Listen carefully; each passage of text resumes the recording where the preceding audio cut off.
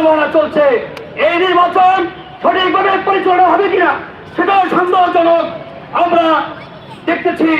আমাদের কথা হলো, এই জুলাই যোদ্ধা যারা শহীদ হয়েছেন তাদের সঠিক বিচার হতে হবে এবং সেই অঙ্গীকার আগেই করতে হবে। এই যারা হাদি হত্যার সাথে জড়িত তাদেরকে বিচারের আওতায় এসে প্রকাশ্যে মিডিয়ার সামনে হাজির করতে হবে। এই বাংলার মানুষ দেখতে চায় বাংলাদেশের একটি লোক সরকারের বিরুদ্ধে যদি ফেসবুকে স্লোগান দেওয়া হয় তখন দেখা যায় তাকে 7 ঘন্টার ভিতরে 2 ঘন্টার ভিতরে অ্যারেস্ট করে।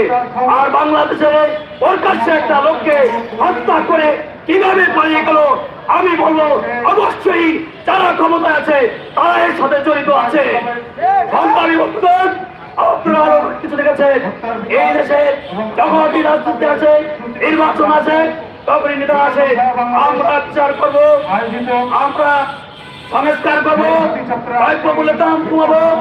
কিন্তু আমরা বিগত দেখেছি কি সরকার যে আছে জনগণের পক্ষে একটি কথাও বলে নাই। ক্ষমতা পাওয়ার সাথে সাথে তাদের ব্যক্তিগত তাদের দলীয়ভাবে যারাই আছে তাদেরকে প্রতিষ্ঠিত করছে। আমরা জুলাই মঞ্চে এই অঙ্গীকার করতে চাই আমরা জনগণের পক্ষে আছি এবং মৃত্যু পর্যন্ত জনগণের পক্ষে